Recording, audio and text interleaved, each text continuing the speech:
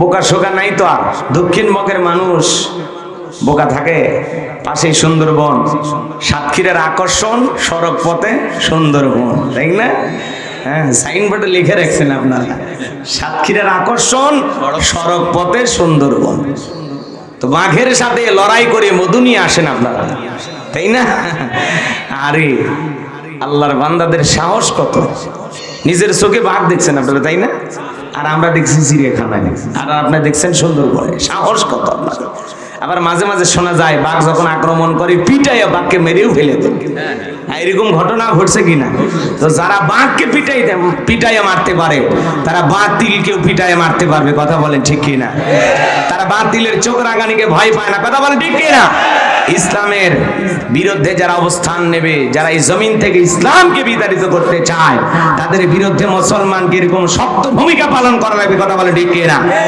কোন শৌখিন যেন সবল মেরে ইসলামকে যেন লাঞ্ছিত না করতে পারে, ইসলামকে বিদায় করার ষড়যন্ত্র না করতে পারে, কথা বলেন ঠিক কিনা? সম্মানিত ভাইরা আমার, সজাগ থাকতে হবে, সচেতন থাকতে হবে।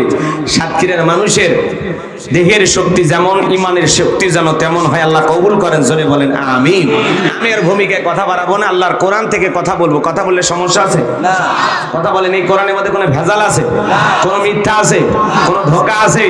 থাকবে কি করে? কিতাবটি নাজিল করেছেন কি? সে আল্লাহ রাব্বুল আলামিন বলেন, যালিকাল কিতাবুল লা রাইবা ফি, এটি এমন একটি কিতাব যেই কিতাবের মধ্যে কোনো সন্দেহ নাই, কোনো সংশয় নাই, কোনো মিথ্যা নাই, কোনো ধোঁকা নাই। দেয়ার ইজ নো ডাউট, বলুন আল্লাহু আকবার। হুদাল লিল মুত্তাকিন, মুত্তাকি বান্দাদের জন্য গাইডলাইন হিসেবে, পথ প্রদর্শক হিসেবে আসমান থেকে কিতাবটি নাজিল করেছেন কি? আল্লাহ। সে আল্লাহর কোরআনের আলোচনা শুনলে লাভ না লস? লাভ। লাভটাকে আমার আল্লাহ জানায় দিলেন, ওয়া ইযা কুরিয়াল কুরআনু ফাসতামিউ লাহু ওয়া আনসিতু লাআল্লাকুম তুরহামুন।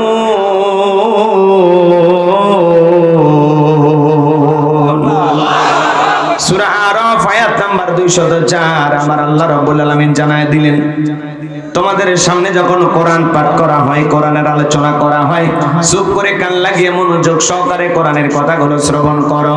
যারা চুপচাপ কোরআনুল কারীমের কথাগুলো শ্রবণ করবে, আমার আল্লাহ রাব্বুল আলামিন আসমান থেকে তাদের উপরে আল্লাহর রহমত বৃষ্টির মতো নাজিল করবেন, বলুন সুবহানাল্লাহ। এই জায়গায় আল্লাহর রহমত নাজিল হইতেছে, এই বিশ্বাস আপনার আমার আছে না নাই? এটা জান্নাতের বাগান, এতে কোনো সন্দেহ আছে? তাহলে কোরআনের কথাগুলো শুনলে লাভ না ক্ষতি? আল্লাহ বলেন, ওয়াযাক্কির ফাইন্নায যিকরা তানফাউল মুমিনিন। সূরা জারিয়ার 55 নম্বর আয়াত আল্লাহ ডেকে বলেন, যারা আমার মুমিন